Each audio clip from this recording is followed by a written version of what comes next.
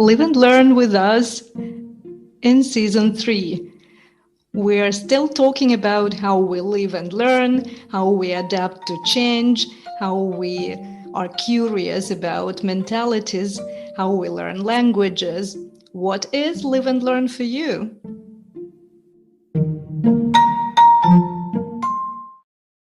Super happy to see you. Hello. How are you doing? Fine, good. And can you imagine that it's our last episode of this third season of our podcast? Can't believe it.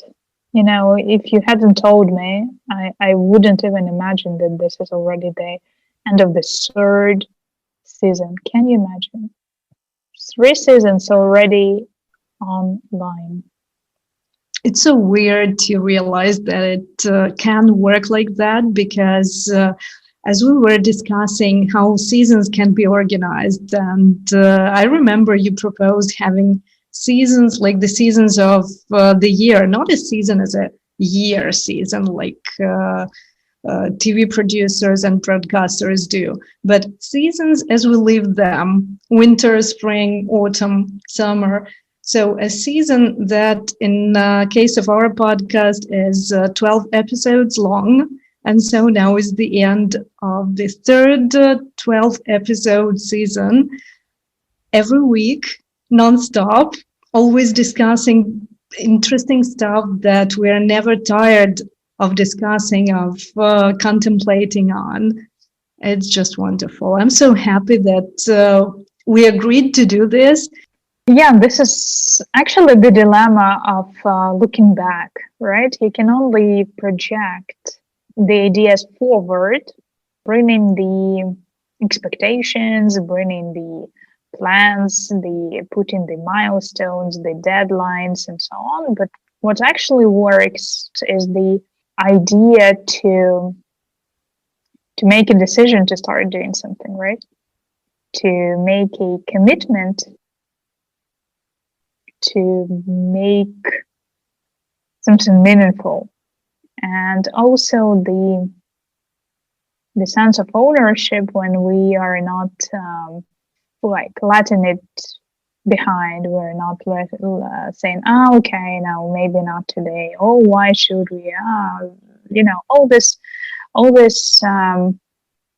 formulations, they come from not having the ownership, I think, or commitment, or putting too much pressure on the deadlines and putting them further.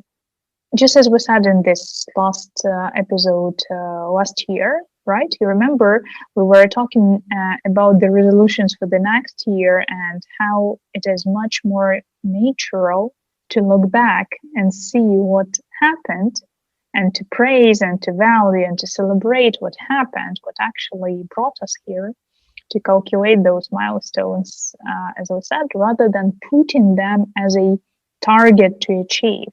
Yeah, I think this is something that is more natural, at least to me.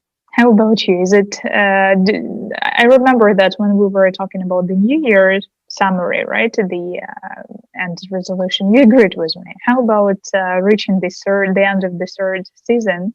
Do you feel the same? I just feel that projecting, as you mentioned, and being, I think we repeat that too often, being curious and being led by your interest, being involved not because you have to, not because you set a deadline or someone else set a deadline for you, but because you're interested, because you want to discuss these things.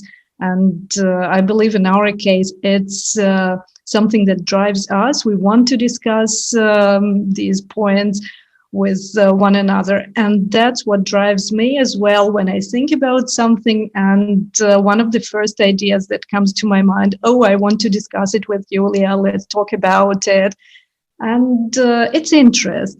It's not just looking back on what you've done, and it's not just projecting, but as in the month of January, which is the month of two-faced, two-sided Janus or Janus, as you might call it, him, whatever, this idea of at the same time looking back and looking in the future. And reflecting on the past and planning the future actions is also natural, and still is different to all of us. And, I don't know. I know that setting a goal can also restrict someone. Like I set a goal and then I never do it because maybe it's too big, maybe I'm not good enough, or I don't know what exactly I need to do. That's why, for instance, another podcast that I started it last year, and the trailer was issued in the end of December. The first episode had been recorded back in December 2020 and released in January. So I partly did it on purpose, not to plan it starting in the new year. No, just as soon as I want to do something, I just do it and then see how it goes on, something like that. Congratulations on that. I'm super happy about your new release. And now you are the not only the podcast producer, not only the podcast co-host, but also podcast host, and a multiple time you are a podcast guest. Seriously and sincerely congratulate you on your effort. And I think that we need to say a little bit about it, that it is for, okay, who is it for? It is for people who feel more comfortable to perceive content in Italian, as I record in Italian, for people who understand the Italian language or whose native language is Italian and who want to learn another language, who probably are expats in other countries than their own, and wonder how they can organize their routines of learning a language. Also, partly it is similar to some of the topics we have been discussing here on Live and Learn, because it also involves people who need to adapt to not only a language, but also a culture behind the language and all this important stuff. And one more important thing that I want to give the voice to on this new podcast, which is actually called Your Voice Abroad, but in Italian, La tua voce all'estero. And the idea I want to give the voice to is being consistent in learning a language, which is my belief and my mentality. Be consistent in whatever you do, and then you're due to be successful if you're consistent. As boring as it may sound, if you want to achieve a goal, be consistent, just do something you want to achieve in the end or in the process. Just do it every day, just repeat it, just make it a habit, and you'll succeed. Wow. Making a habit, this is a big thing about starting something, right? So, and this is the idea, like never start anything the 1st of January, right? Exactly. Never start anything on Monday, and then your first episode came out the 2nd of January, just because you recorded it beforehand, right? Exactly. I had recorded it back in December and planned it on the first Saturday of the year, because I wanted it to be regular every Saturday. That's why. Well, it's such an interesting idea to give voice to other people, or to try to help giving voice, because some ideas should be voiced, right? And I'm looking forward to see what goes with your second podcast and where it leads you. I'm sure that we have learned a lot of lessons doing Live and Learn. This is what we were doing, living and learning how to do podcasts on the go.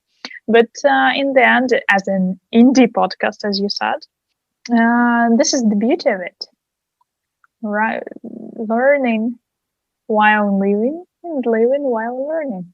And learning while doing, which is another concept which is important. And we've learned really much about doing and producing and promoting podcasts during these 3 seasons. But also what I find very different in doing a solo podcast is speaking alone. Because when we talk to one another, it's one thing, it's absolutely different. And this is something that I couldn't realize, I couldn't think about starting a podcast talking to myself. And when you had this idea of why don't we start a podcast together, because like we love talking one to another, we love sharing some very emotional, sometimes sad, sometimes really supportive, sometimes very intimate, sensitive, and vulnerable information. So we are sharing our pains and gains in Live and Learn. For me, that was a 100% assuredness that it will be comfortable. How do you found courage to start something that is talking to yourself?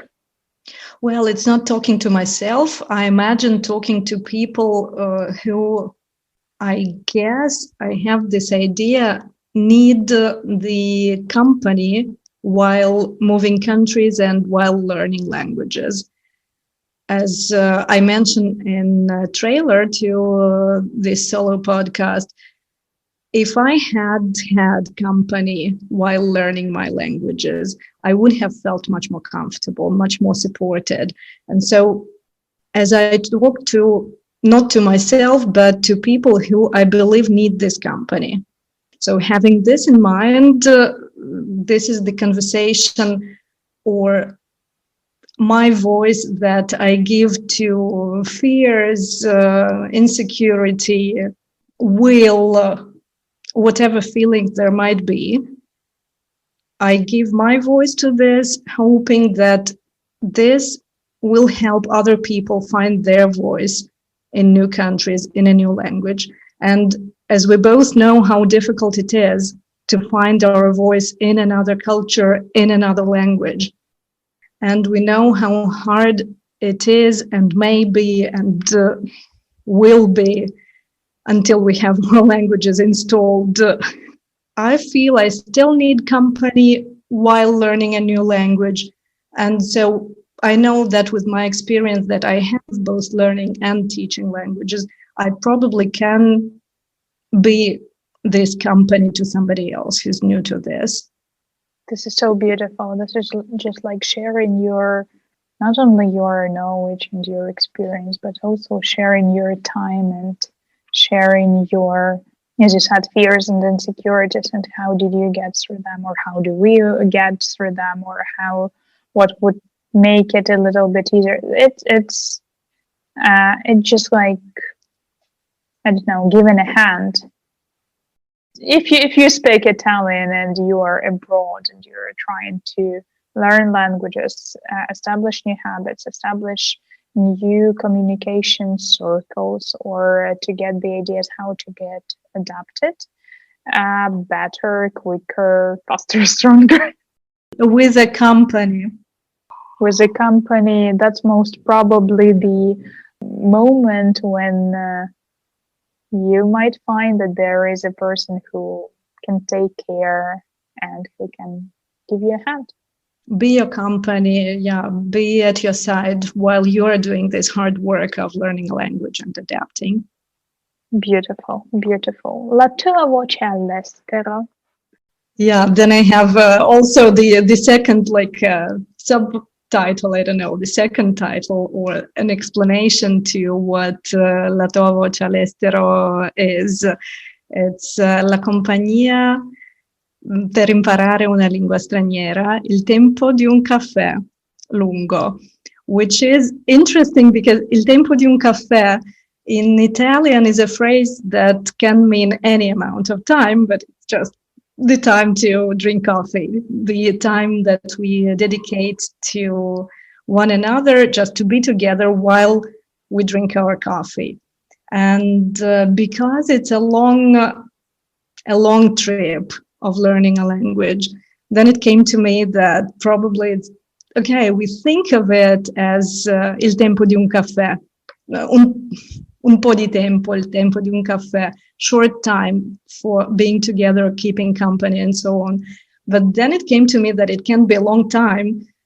And at the same time, in Italian, we have this notion of caffè lungo, which can be American coffee or coffee with more water or milk or whatever, like a bigger cup of coffee. And I use this also as a metaphor of comfortable time together, just chatting, but also which can be long. Not a small talk, but a long talk.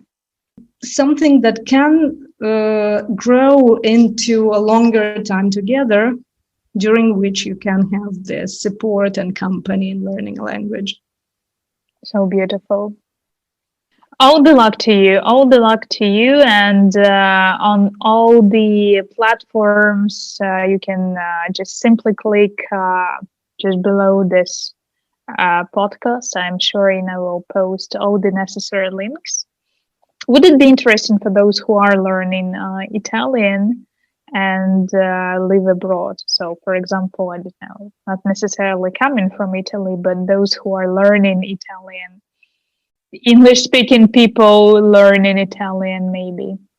I think just like we recommend Live and Learn to those who are learning English as well, this can be recommended to those who learn Italian as well. So not only if Italian is your language, like for Live and Learn listeners, not only if English or Globish or Denglish is your language that you use on a daily basis. Having this content and treating your ears with audio content in a language that you're learning is really good. I do this in all the languages that I'm currently learning or don't want to forget or to be rusty in.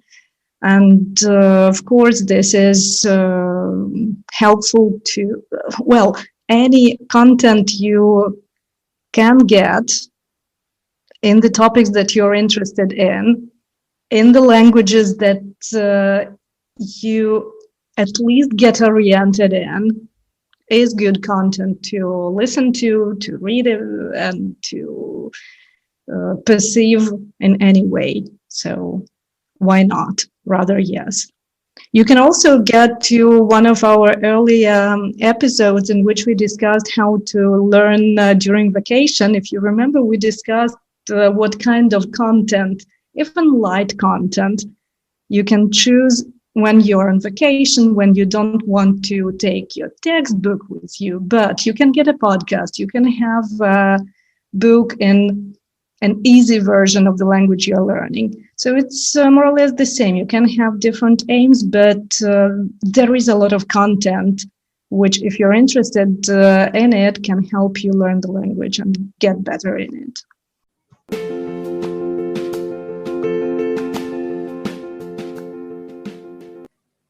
As well, I really love this idea after we did the Christmas Advent time, the idea of e-gifting, e-sharing. I don't know, maybe this is my habit. Maybe this is something that I keep on practicing. But when I'm scrolling through my feed in Facebook or Twitter or LinkedIn, whenever I see that there is a content that might be relevant to people I care about, I send them all the time. That's my way to communicate with people, even if like without saying hi or how are you doing. Like everybody knows that I care about them. They see this as an act of care because this might be a relevant thing. This might be a conversation starter, right? Oh, I listened to a podcast. They discussed the situation we discussed later or earlier last week or whatever. And here is a little bit of, I don't know, several good ideas. So I thought of you. And that made me want to share. And this is what I really love because I still have a couple of blogs where I just accumulate the content on the topics. Not necessarily they're populated with people, just maybe 3, 4, 15, 20 people who are in the same topic or same interest. but I lead such channels for more than 7 years now, I guess. And this is a beautiful accumulation of all the content, just like a media library. And maybe from that, I got this because I do this consistently, not when I need it, but whenever I see it, I send the content according to the groups, or I send them to specific people who need this. So then at least I know where to get this information, or to see who created that, or when it was published, or what was the model or graph, or I don't know, whatever it was, or maybe some great idea. And that's why I think that it would be nice as well, when you see the episode, or you see the podcast, or even if it is not something that is immediately addressed to you, might be a very good way to show that you care about those who you do care. Yeah, so this is the idea of e-gift, digital gift. So it is much more environmentally friendly, just giving the gifts every day, or every week, or every time I think about these people, or every time I just have the impulse and share the impulse, right? Immediately. Oh, this, I don't know, Dennis would benefit from that. That's for Dennis. And then if he decides if this is his time of the day, or if he has the minute, or maybe later during the his free time, might be a conversation starter, not necessarily today. 3 days after, oh, actually, by the way, I watched the video you showed me, or you sent me. I really think that a lot of people who are listening to us, either frequently or from time to time, or at times, might hear that maybe somebody is looking for la compagnia, the company to learn the language, being abroad, being not at home, maybe, or making abroad being home. It's always a something that you might want a good company to do.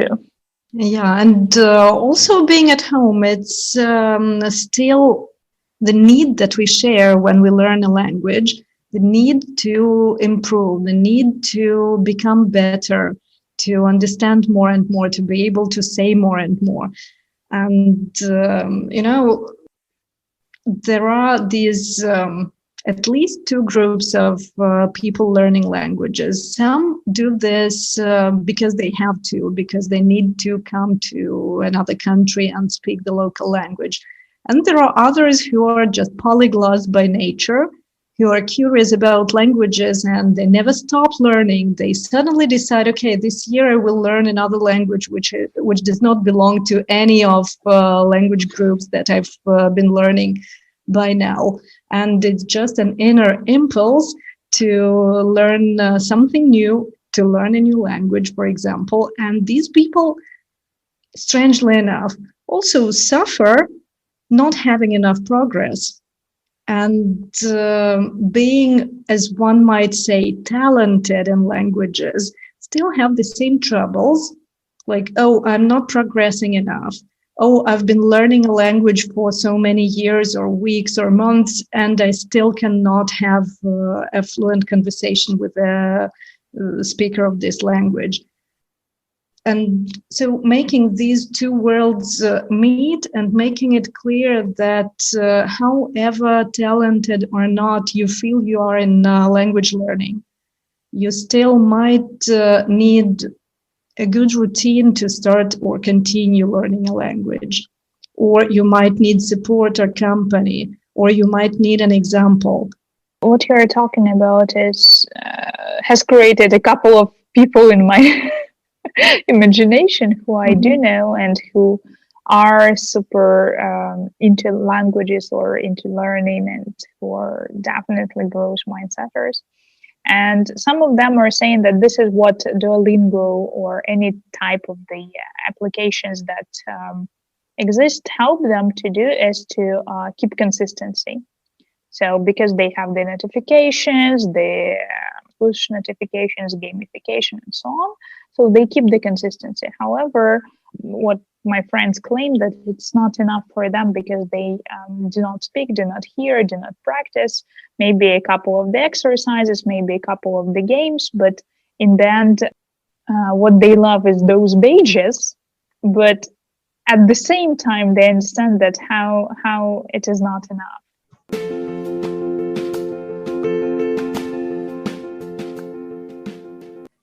Yeah, so I do agree with you that the consistency and making a habit is something that we're trying to accomplish as humans. And a lot of books are written on how to start a habit, how many days do you need to do something, and so on.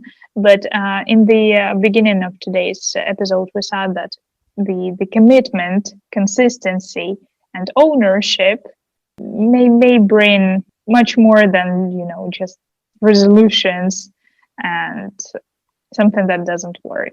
And most probably in the New Year's time, you've read a lot of articles why it's not a good idea to start a habit and then just to say how lousy it was to fail, yeah, and then never start again. So this is not a part of the growth mindset, right?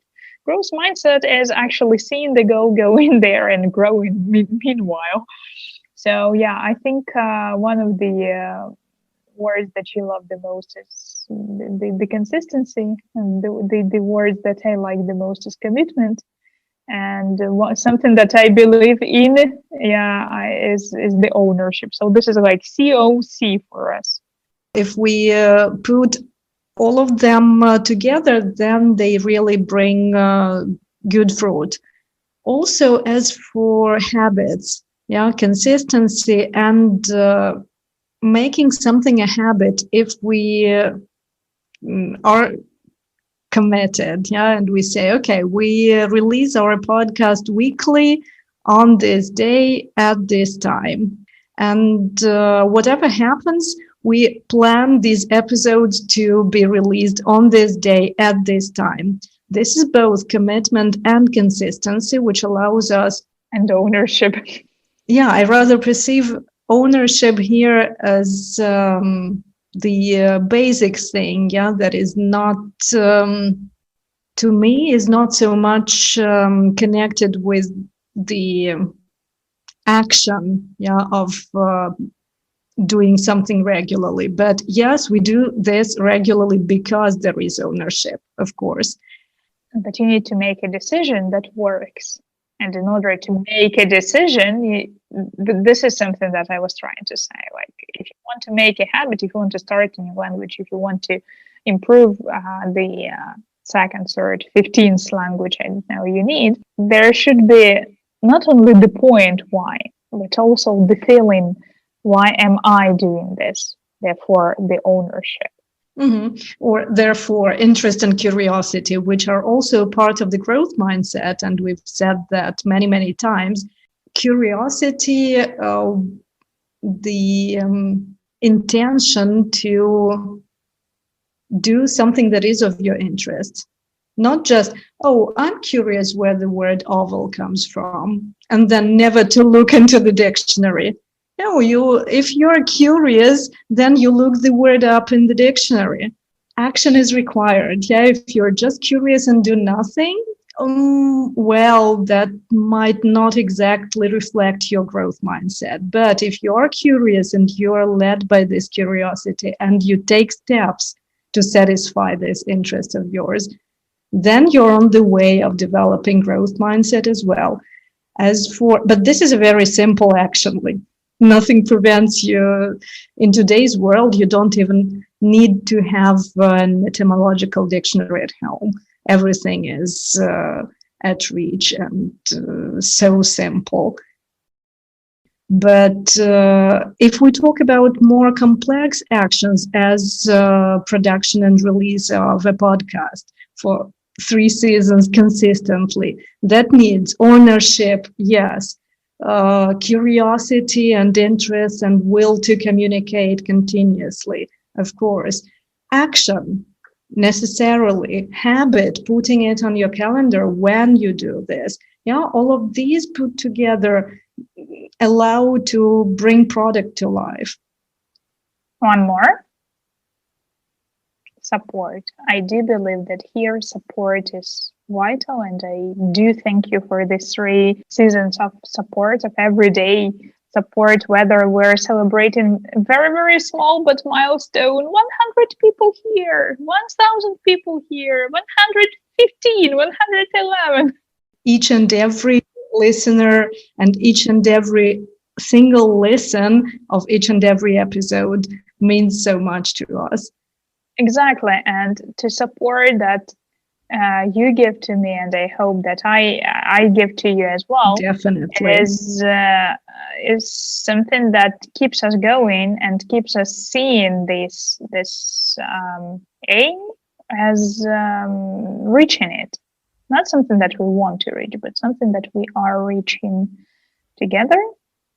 And I do hope that La Tua Compagnia will be such a support to those who miss this element in their study.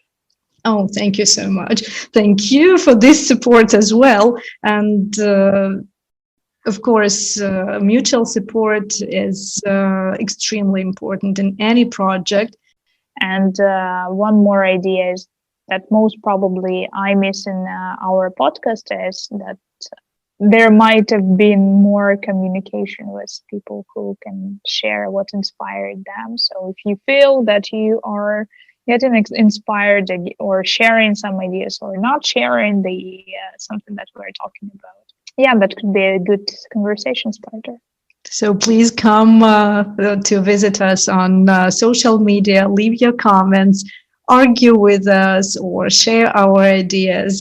Say what you agree or disagree with, invite other people to keep the conversation going. It is really valuable to us. And it inspires us when our listeners say, oh, I listened to that episode of yours and then discussed it in a company of friends. It is so valuable, we can't say enough. That's true. Heartwarming.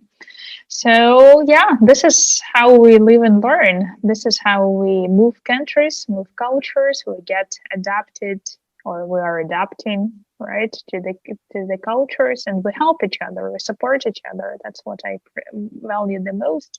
And in the end of the 3rd season of Live and Learn, I have 2 words to say: live and learn. Cool. Live and learn.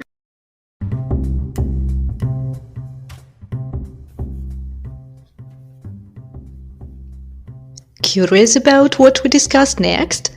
Please subscribe to Live and Learn podcast and join our community on social networks. Live and learn.